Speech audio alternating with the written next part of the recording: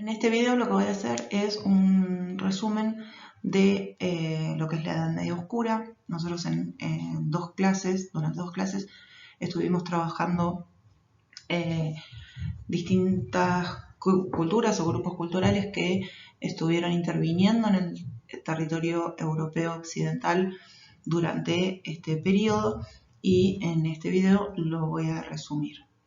En principio, por Edad Media Oscura se entiende el periodo comprendido entre la caída del Imperio Romano de Occidente y la disolución del Imperio Carolingio. Esto sería entre el siglo V y el IX después de Cristo. También es para tener en cuenta que en lo que fue el territorio oriental del imperio va a desarrollarse y seguir existiendo el Imperio Romano Oriental o Bizancio, que eso lo vimos también en otra clase. Cuando hablamos de la parte de Occidente, de lo que vamos a estar hablando es de cómo las culturas que habían estado subyugadas por el Imperio Romano, que podemos considerar que son originarias como grupos culturales del territorio europeo, empiezan a emerger nuevamente. Y esto lo vamos a ver sobre todo en la última parte del Imperio Romano, porque justamente la incursión o la forma de rebelarse que tuvieron estas culturas lo que produjo es ir de alguna manera carcomiendo el sistema político y gubernamental del imperio, y eso desembocó en la caída del imperio como grupo hegemónico o como cultura hegemónica. Si bien cuando nosotros nos referimos a todo este periodo y a todas las culturas que se desarrollan, hablamos de una idea de diáspora, porque no hay una cultura homogénea ni que gobierne sobre todo el resto, podemos encontrar ciertas similitudes en todas las culturas o en la mayoría de las culturas que se desarrollaron en el territorio. Por eso lo que vamos a hacer es englobar todas esas características y no tratarlas en su individualidad, porque no nos daría el tiempo. Les presento a continuación un mapa del territorio europeo como para que vean cuáles son los grupos culturales que están interactuando en ellos, y también están marcados a través de flechas cómo fueron invadiendo unos pueblos sobre otros hasta generar de alguna manera algunos rasgos de hermandad o de conductas similares. Y después seguimos trabajando las características similares a todas las culturas, y por último les presento algo del Islam como para que también recuerden esa cultura que va a estar interviniendo en el territorio europeo.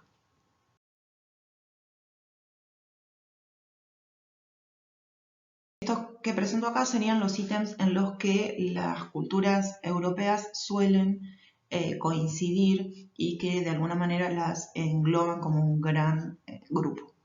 Por un lado, la economía. Son culturas que se desarrollaron en el área de las actividades agrícolas, fundamentalmente economías de subsistencia en la que se produce lo que se va a consumir y no están hechas para vender o para generar ningún tipo de ganancia, sino que son solamente para el desarrollo de la vida.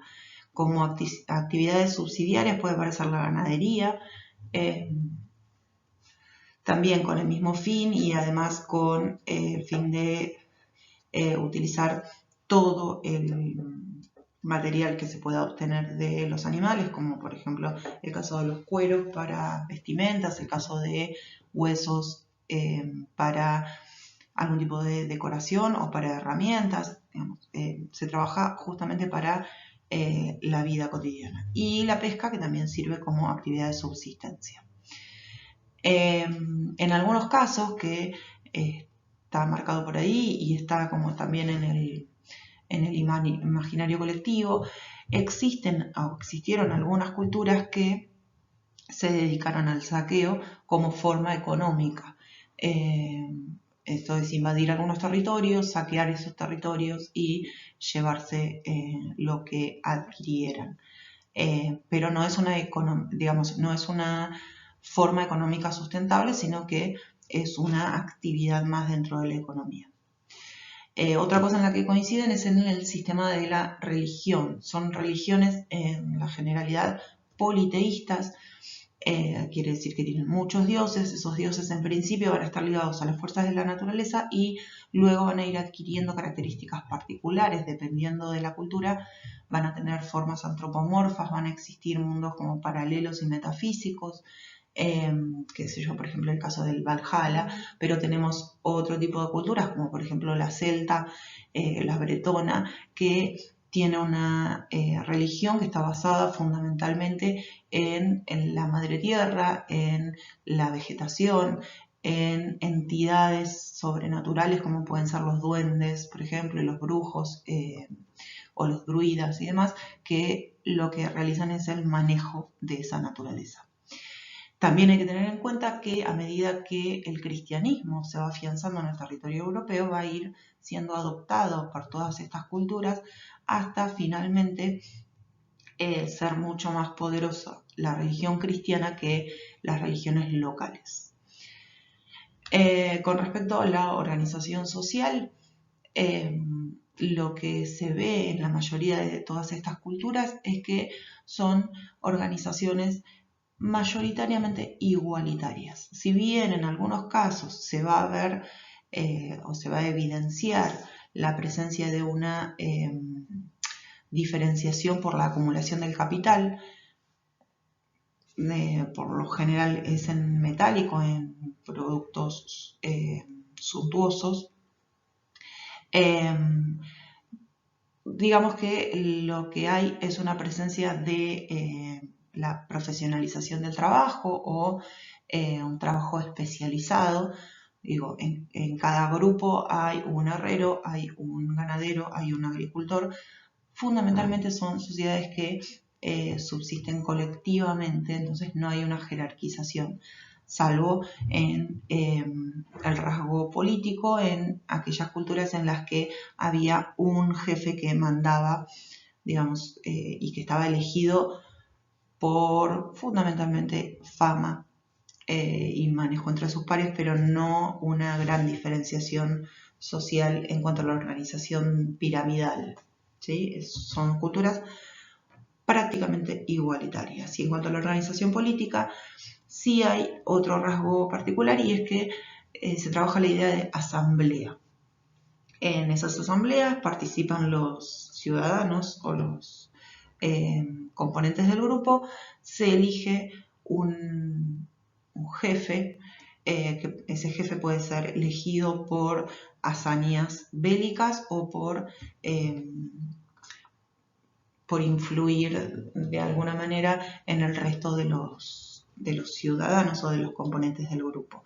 Así que sí estaríamos presentando o teniendo jefes que de alguna manera gobiernan o hacen las veces de presidente, entre comillas, muy entre comillas, pero existe esta idea. Por último, para presentarles lo que es, o para recordarles lo que es el Islam, de lo que tenemos que hablar es de una religión que en realidad no es europea en sí, sino que surge en lo que es la península arábiga en torno al siglo VII después de Cristo, y se construye en torno a sociedades de tipo nómade en la zona de Arabia, que se dedicaban fundamentalmente al comercio. El Islam, como religión, se origina o tiene un hecho fundante, que es la revelación de la palabra divina a Mahoma, que es el profeta que origina todo este movimiento religioso. Lo que dice la religión es que Alá, que es el Dios, a través del arcángel Gabriel se le revela a Mahoma, dictándole lo que son las palabras que aparecen en el Corán, que es el libro sagrado. Esta religión en realidad lo que plantea es una forma de vida con una alabanza directa a Alá. Por lo tanto, nosotros no solamente hablamos de religión cuando hablamos de Islam, sino que hablamos de cultura.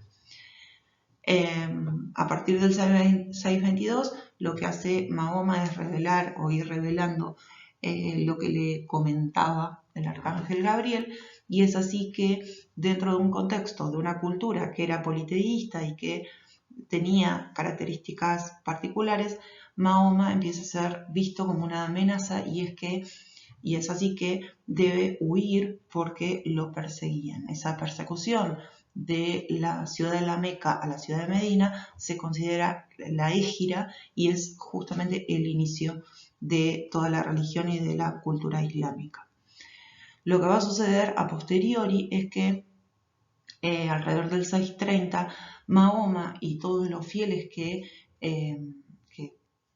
había adquirido durante esos años generan o construyen lo que se llamaron guerras santas para expandir, o con el objetivo de expandir la religión islámica y conquistar territorios.